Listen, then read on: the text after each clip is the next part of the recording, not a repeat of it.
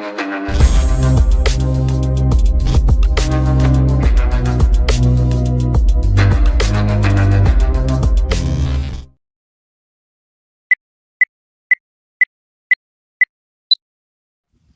po, magandang araw sa inyong mga kaibigan. Nandito ako ngayon sa Santras, Verona. Sa may along Silang Santa Rosa Road. Silang Santa Rosa, Tagaytay Road. Yan. So, kung mapapansin nyo guys, nagpakita na rin ang haring araw sa wakas. At medyo tumila-tila na rin ng ulan. At I hope na wala na pong bagyo rito sa ating bansa, sa Pilipinas. Yun. And I pray din doon sa mga nasalanta ng bagyo sa guidance ng ating Panginoon. So yun po, may bablog po ako sa inyo guys na single detached. Ito ay forfeited na bahay din. Kagaya yung last time na na-vlog ko po sa inyo na forfeited na bahay. At ito po yun. Yan. So meron na po siyang bakod. Yan, gate with fence yan.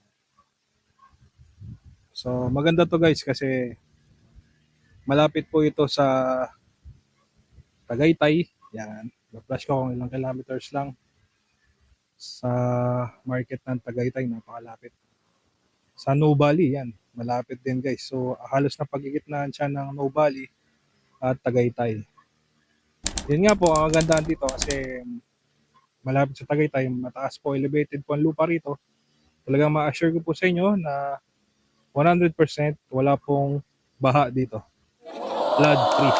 Ayan. Yun ang kagandahan po rito. At maganda ang klima, malamig kasi syempre malapit sa Tagaytay. Yun, malapit din po ito sa mga pamilihan. Yan, wet market, malapit din po yan. Malapit din po sa schools. Yan, Adventist University Schools. So malapit din dito yung PNPA, no? Philippine National Police Academy. Yan, talagang protected ang lugar na to. Although wala naman ditong napababalitaan na yung mga matitinding krimen kasi talagang secured ang bayan ng Silang, Cavite. Yan. So hindi ko masasabing zero crime pero hindi naman sila kagaya ng ibang bayan na magulo. Dito kasi tahimik sa bayan ng Silang. At the same time, syempre, napagigitnaan to ng Santa Rosa at Tagaytay. Yan. Itong lugar na to. Kaya maganda ho tumira dito sa Santras, Verona. Yan. Malapit din po to sa hospital. Yan yung flash ko dyan kung ilang kilometers. Kaya kung meron kayong mga kasamang elderly na talagang lagi nagpapacheck up monthly. So meron dito malapit na hospital. Yan. So yun, kagandahan din po rito sa aking bablog ay itong Luciana model to guys eh. Meron siyang kwarto sa baba. Pero napasok pa namin to dati. Ang kwarto nito kasi pina-extend ng owner, dalawa na ang kwarto nito sa baba. Kaya papakita ko sa inyo, papasokin natin to guys para mag-idea po kayo. So kagaya po sa mga forfeited na bahay, kasi ito na turnover na to sa Santras, no? So once na forfeit sa bangko, tina-turnover na yan sa binabalik ulit sa developer. Yan. So ito kasi may costing na to. Ang price nito guys is 14 million. Pero yun nga, kagaya nung na-vlog ko before, kung bibili nyo to ng cash, meron tong discount na 10% sa contract price. So yung 14 mababawasan yan. Siguro mga sa around 13 na lang yan. Yan. So pwede rin dito ang down payment lang tapos bang financing ulit. Pero I suggest guys, kung may pera naman kayo, bilhin nyo na to ng cash, no? Kasi ito naman ay i-rectify to ng developer. Aayusin to. Labas at loob, yan. So ito turn over sa inyo to good as new. Yan ang kagandahan yan pag Wow. bumili kayo sa developer. Tapos, ang kagandahan din sa developer is dun sa price mismo, naka-intact na rin dun yung transfer of title, pati yung capital gain tax. So, wala na kayong poproblemahin sa documents. Talagang ang developer na magpa-process nun para mailipat sa pangalan nyo ang titulo. Yan. So, yun. I-vlog ko na po ito. Pakita ko na po sa inyo yung loob at labas para magka-idea po kayo. So, pumasok na tayo sa loob guys, no? Ito, yung pinaka surroundings niya. Ayan. Pasensya, medyo na makalat kasi nung na-forfeit to, talagang hindi na nalinis. So, nandito tayo ngayon guys sa carport. Ayan. Pag Luciana model naman, malaki yung carport space niya. Kasya 2 sasakyan.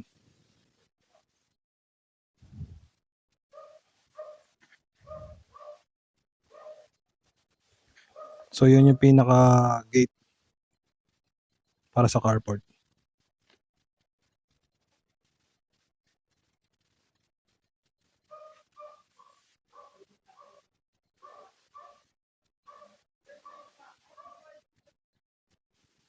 Pero sa side guys, meron pa siyang pwedeng pagtamnan. Ayan o. Ano na to improvement na ng may-ari. Meron pang grotto. Pati yung kumapasin yung taas guys. Na-improve na rin to Nilagyan na ng pinakabubong. Transparent. Yan. So maganda kasi hindi na kayo magpapabakod. Ipipix na lang to ng developer. Good as new. Papalitan lahat ng mga damage. Yan. Pipinturahan labat-labas. Tapos papalitan ko naman yung pwedeng ipalitan na papalitan to ng bago. For example, kung pintuan sira, papalitan ng pintuan bago. Parang ganun. Yan. So dito naman tayo sa may harap. Laki pa yung space sa harapan no?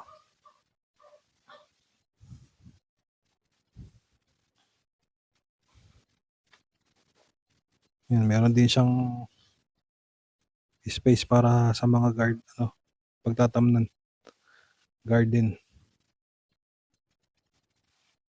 Dito sa taas, nilagyan din nila ng bubong na transparent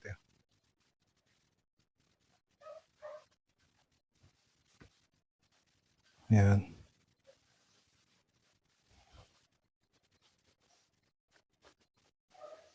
Tapos ito naman sa may gilid, sa kabilang side, meron rin siyang gate. Tapos yun, napa-extend na rin to guys Actually, ito yung pinaka laundry area. Tama. Laundry area to. So maganda kasi hindi na kayo magpapagawa. Talagang i-rectify na lang to ng developer. Yan nga, tama. Laundry area nga to. So, in-extend na. Sinagad na kasi ito yung pagbibili kayo ng Luciana na bago. Wala pa tong mga gantong improvements So, ito, kagandahan. Pag bibili nyo to guys, ayusin na natin, fix na, tatanggalin lahat ng mga damage. Papalitan ng bago, pipinturahan loob at labas. Yan. Tsaka mas mabilis to guys kasi kung naghahanap kayo ng lipat agad o ready for occupancy tapos gusto nyo makalipat agad, ito, mabilis to guys.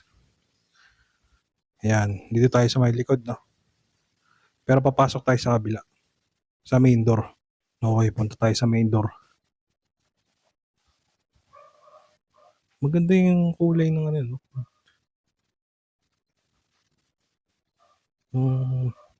itong Luciana model. Yung pinaka-design niya. Yan. Pasok na tayo sa main door guys. So pasensya na kayo kasi talagang alam mo naransak pero Pag na-forfeit kasi ganito ang style, di na nalilinis eh. Pero yung flooring niya guys, no, mapapansin nyo, ceramic tiles na yan. So, nandito tayo ngayon sa ground floor. Yan. Actually, ito yung pinaka-living area.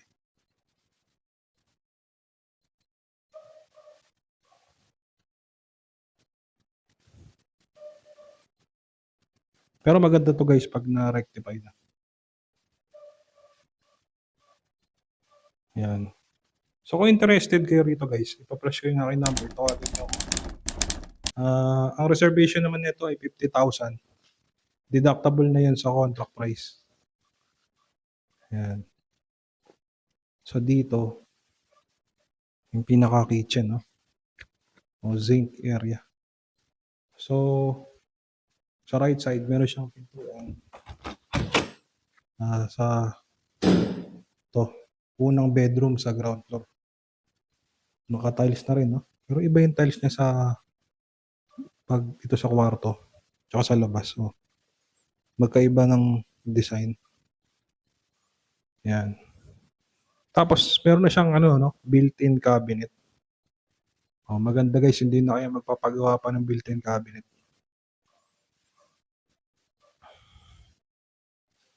Yan, bagay ito sa mga elderly. Meron kayong mga nanay or tatay, lola, or grandfather. Yan, pwede rito sa, ano, pwede sa akyat. So, meron na rin siyang sariling toilet and bath, no? Yan. Lalagyan na lang ng shower dun eh. Di ba, guys, good as nyo naman yun. Pag ito-turn over na sa inyo. Kung may napansin pala ako dito, yan, meron na siyang para sa aircon. So, tapos kung mapapansin nyo, naka-grills yung bintana, no? Sliding window. Sliding window, tapos naka-grills. Yan.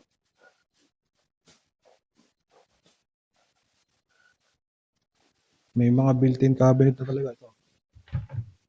Meron na yun. Sa ano kasi, sa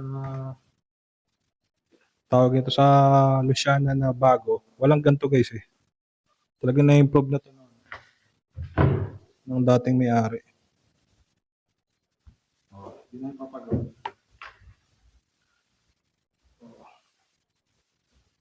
Mas taas. Yan, sink area. Sa ilalim, meron na rin ano, mga built-in cabinet. Yan. Sa kabila, may sariling, may isa ano din, no? May another na kusina din eh. Yun, no? Check natin yan mamaya. May window dito na nakabukas. Kita mo yung kabila eh.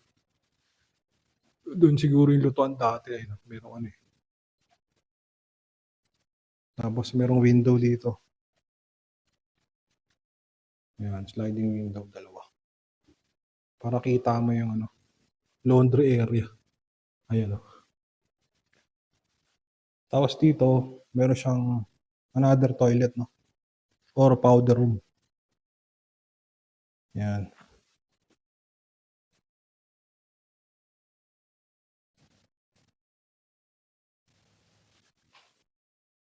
So, dalawa ang CR sa ground floor. So, check natin dito sa napa-extend. Kasi dito sa likod, pag sa typical na Luciana model, ito, lupa na lang to kasi hanggang dito lang yung, yan, hanggang dito lang yung mismo pinaka-boundary na ano, Luciana. Kasi pag dito, lupa na lang. Ipina-extend ng dating may-ari, kaya maganda guys. Yan o. So parang dalawang pinaka-kusina niya, no? May built-in cabinet pa sa taas. Maganda ano kasi hindi na ipapagawa. Yan. Dito yung lutuan. Yung pinaka higupan. Ano bang tawag dyan? Comment below anong tawag dyan. Tapos dito may pintuan din dito. Yan, going sa labas. Yan. Ito yung pinaka laundry area.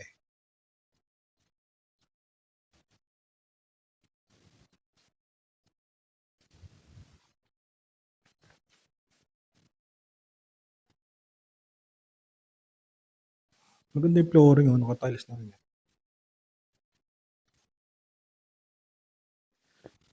So, check natin dito sa bandang dulo kasi ito yung napa-extend nila guys eh. Another kwarto ulit ito. Actually, malaking kwarto nga to eh. Malaki yung kwarto niya.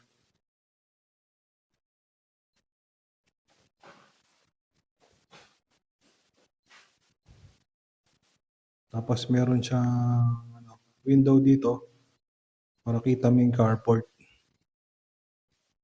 Yan. Laki ng kwartong to. No? Tapos may sarili siyang toilet. Toilet and bath actually. Mga full tiles nga siya eh. Siya improvise nung dati may-ari eh. Yung toilet oh. Tapos may shower.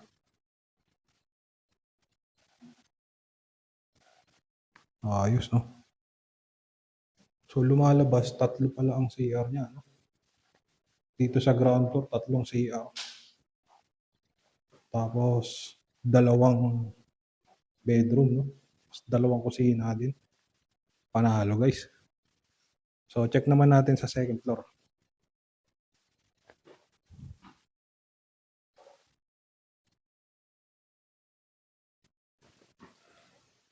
So kung interested kayo dito guys, no? Gusto niyo tumira sa malapit sa Tagaytay, malapit sa Novali.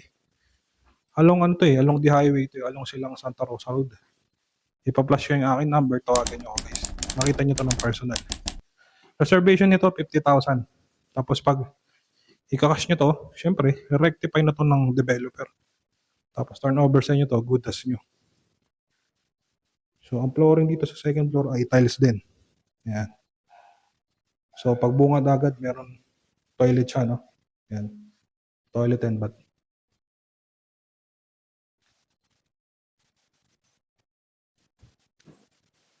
Tapos dito may magkabila ang kwarto. Yung flooring sa second floor, yung flooring sa bedroom na to, sa second floor, yan naka-tiles na rin, no?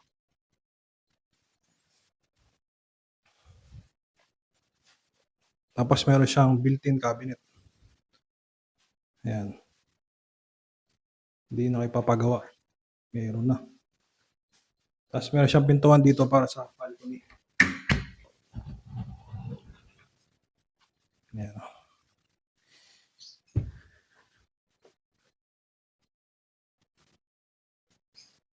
Mini balcony. Ayan na pa-extend eh.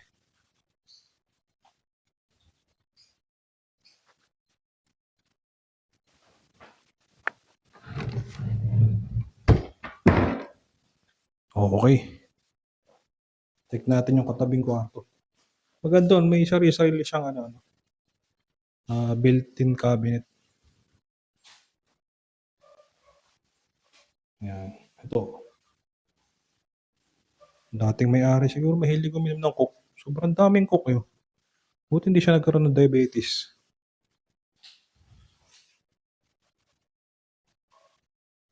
So ito yung pangalawang kwarto sa second floor guys.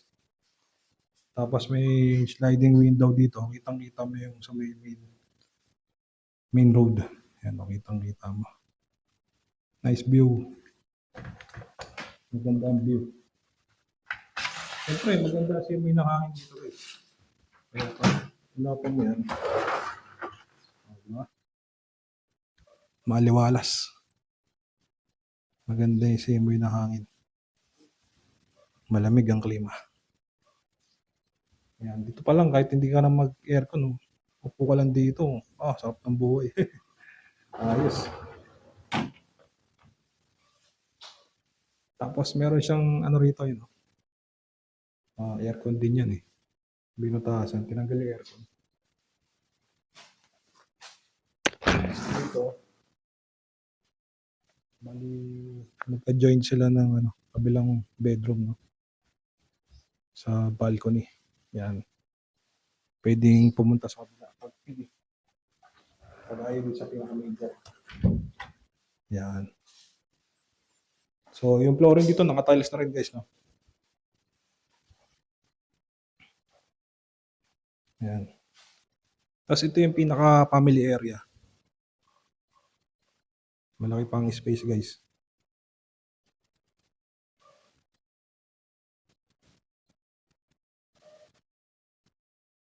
Yung hagdanan. Mamaya na yung malaking balcony. Check natin tong last na kwarto sa second floor. Yan. Isa, dalawa, tatlo, apat, lima. Limang sliding window. Yan. Naka-tiles na yung flooring. Actually, ito yung pinaka-master's bedroom, guys. Kasi, ito, binaklas yung ano. Pwede na lang paayos to. Bagay maayusin naman ng developer yan eh. Ito, hindi okay pa eh. Yan. Tapos dito kasi, meron ditong bathtub. Ito yung pinaka-master's bedroom sa Luciana model. Yan. Kasi meron siyang bathtub eh.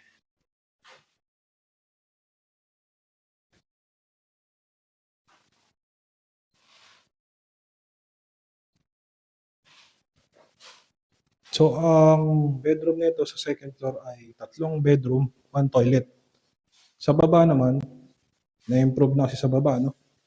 2 bedroom, 3 toilet. So, ibig sabihin, lumalabas to guys na 5 bedroom, 4 toilet and bath. Ang ganda, no? Napalaki. So, ito yung pinaka-balcony niya. Yan. Ito, na-improve na rin to kasi nilagyan din ng ano, pinaka-bubong, transparent na bubong. Maganda rito kasi kitang-kita mo yung Laguna de Bay. Ayan. Saka malamig ang klima rito. Maganda talaga tumira sa ano eh. Parting malapit sa Tagaytay. Malamig ang klima, maganda ang simoy ng hangin. Hindi pa polluted guys. Ayan. So yun, kung interested kayo sa property ito, pa-flash ko ulit ang aking number, tawagan nyo ako para sa tripping and reservation. So, ang reservation naman nito guys ay 50,000. Deductible na yun sa total contract price. Yan. Pag binili nyo ito ng cash, may discount to na 10% guys. So, 14 million kasi ang total contract price nito. So, pag spot cash, upon reservation, 30 days lang naman yun. Kung gusto nyo, ibayad nyo na yung reservation tsaka bayaran nyo ng full. So, malamang nasa ano na to, 13.